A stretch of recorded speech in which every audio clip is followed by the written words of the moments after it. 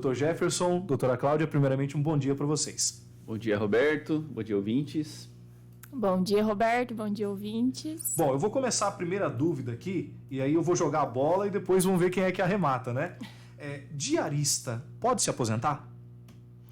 Pode sim, né? Ela pode, além de se aposentar, ela pode ter direito aos outros benefícios da Previdência se ela contribuir para o INSS, né? Até mesmo a diarista ela pode contribuir com 5% do salário mínimo, né? Como o MEI também. Então, se ela fizer o pagamento ali da alíquota de 5%, que dá em torno de R$60, ela tem o direito de se aposentar quando ela completar as regras, né? Os requisitos. E também, né, se acontecer algum problema de saúde, ela também consegue o auxílio doença também. Ou seja, então tem uma categoria para diarista poder se enquadrar ali no meio. É que na verdade, né, Roberto, a diarista ela é enquadrada como uma contribuinte individual, como o autônomo que se diz, né? Então ela tem a opção de fazer o recolhimento tanto através do carnê, pelo código do autônomo em si, né? Popularmente assim conhecido, e através do MEI também, que é possível que ela, na condição de prestador de serviços, ela se enquadre no MEI e faça um recolhimento no valor menor, né? Porque se a gente pegar o contribuinte individual, a alíquota mínima é de 11% sobre o salário mínimo, que dá em torno de R$130, né? E já o MEI não, é uma alíquota reduzida, como a doutora falou, né? Vai dar em torno de R$60, e ela vai ter o direito a todos os mesmos benefícios, né? Auxílio doença, seus dependentes terão direito a pensão por morte, eventualmente. Ela vai poder se aposentar por idade, né? Claro que é menos aposentadoria por tempo de contribuição, até porque com a reforma agora foi extinta, né, essa modalidade de aposentadoria.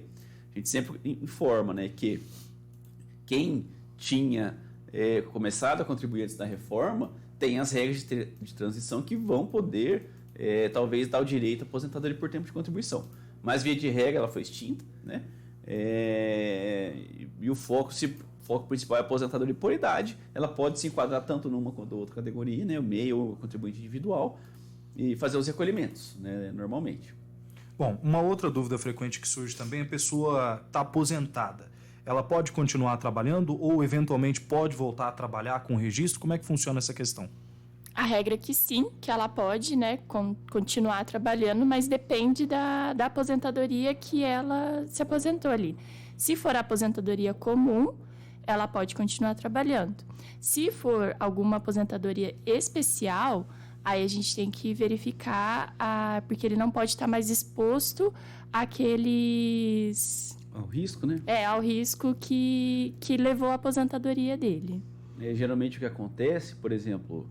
Um exemplo clássico que a gente sempre cita, né, é soldador, por exemplo.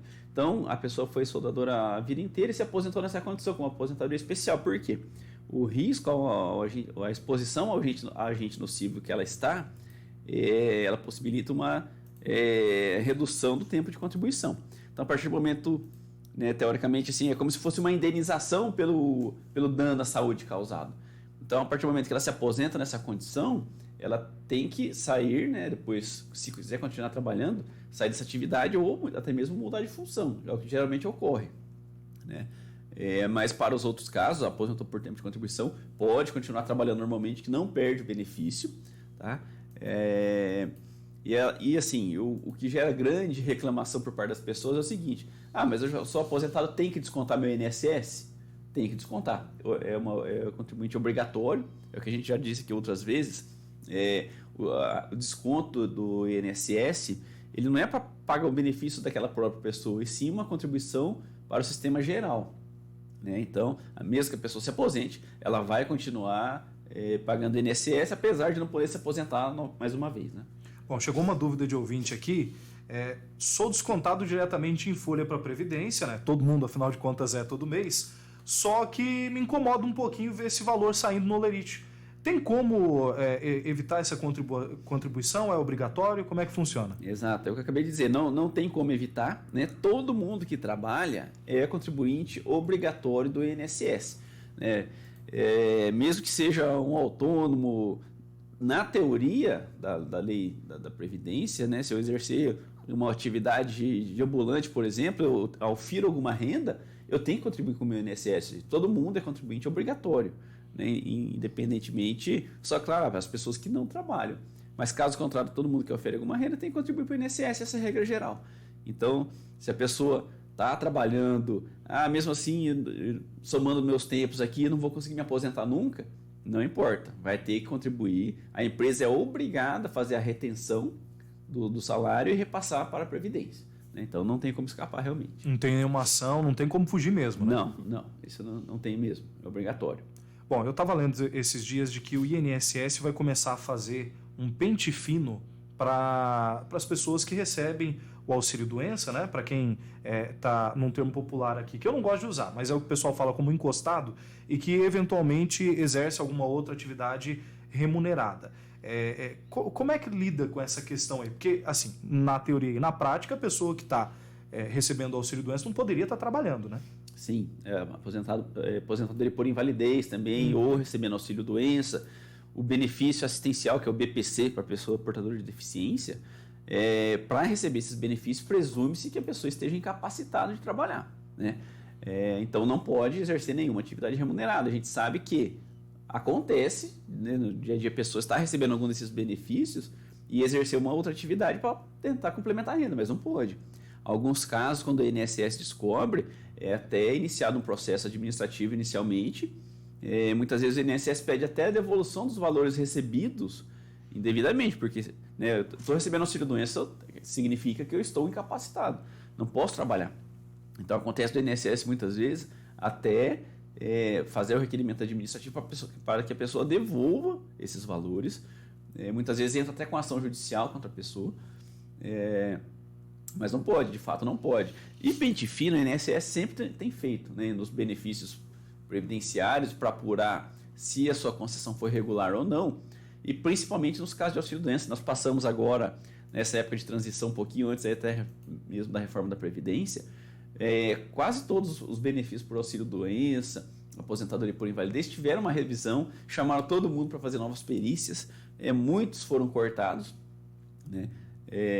E sim, agora se vai pegar essa nova operação para tentar fazer esse levantamento, o INSS sempre faz mesmo, isso aí é muito comum, né? Manda para a perícia, chama de novo, se tiver alguma denúncia, eles vão apurar se aquela pessoa realmente trabalhou ou não, mas de qualquer forma, né, recebendo o benefício dessa natureza, corre o risco de ter cessado, se voltar a trabalhar ou até mesmo ter que devolver os valores. Mesmo que eventualmente a pessoa exerça informalmente uma atividade que é incompatível com aquela exercer antes, por exemplo, um motorista que sofreu um acidente de trabalho não consegue mais dirigir, acabou sendo ou aposentado ou recebe, né, o benefício por invalidez, e ele começa a trabalhar como digitador, um outro emprego. Mesmo assim, a pessoa corre o risco de ter uma ação judicial? Sim, corre, porque então ele tem condição de trabalhar, independentemente se é outra função ou não.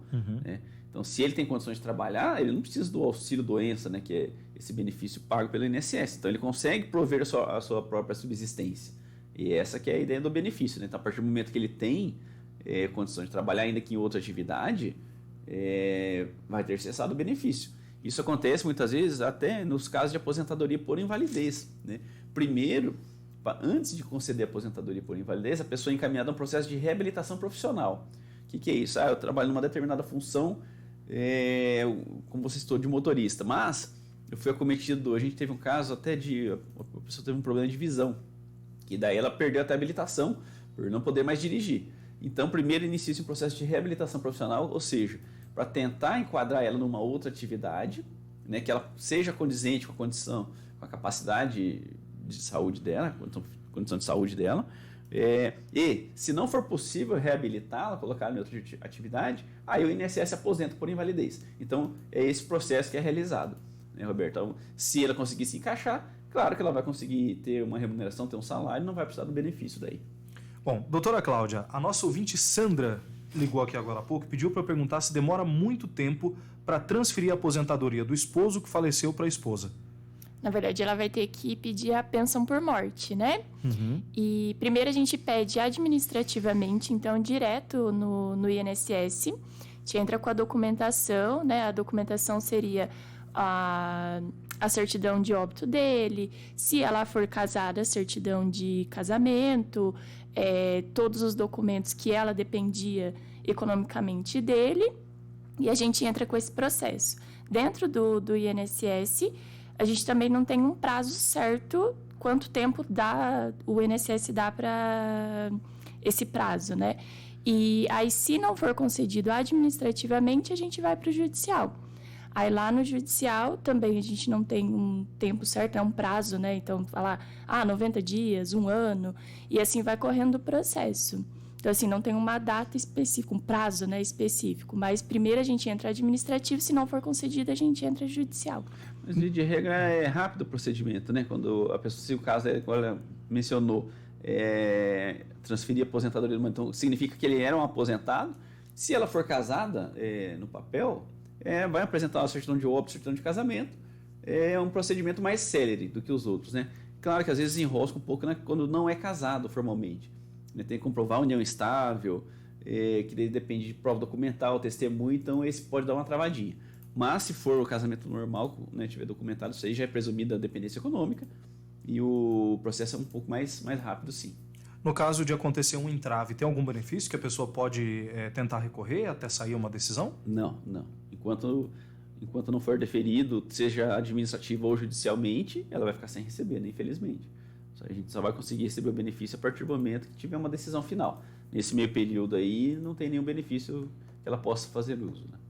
Bom, doutora Cláudia, doutor Jefferson, eu agradeço a participação de vocês aqui mais uma vez nos nossos estúdios, e eu sei que a agenda é corrida, então já vou liberá-los, mas para quem está nos acompanhando, eventualmente tem alguma dúvida extra, quer saber mais, como é que faz para entrar em contato? Pode ligar no escritório, Roberto, no 3233-2214, ou mandar um WhatsApp também, no 988354451. A gente fica à disposição sua, dos seus ouvintes aí, para tirar dúvida. A gente sabe que o tempo aqui é corrido, a gente sempre fala, né, cada dúvida é uma questão individual, tem que analisar o caso de cada um. Mas, justamente por isso, a gente se disponibiliza aí esses contatos para você, para os seus ouvintes aí, que tiverem dúvida ou questionamento, pode mandar que a gente tenta resolver. Tá certo, então. Dr. Jefferson, mais uma vez, obrigado pela sua participação. Até semana que vem. Eu que agradeço mais uma vez, Roberto, pelo convite de estar aqui falando com vocês. Semana que vem a gente volta aí, com certeza. Doutora Cláudia, obrigado também pela sua visita, pela sua participação e até semana que vem. Muito obrigada, Roberto, pelo convite e até a próxima semana. Nós conversamos com a doutora Cláudia Sena, doutor Jefferson Cason, especialista em direito previdenciário, para tirar dúvidas aqui dos nossos ouvintes. Nós vamos repetir esse bate-papo ainda hoje durante a nossa programação e também no portal agora.com.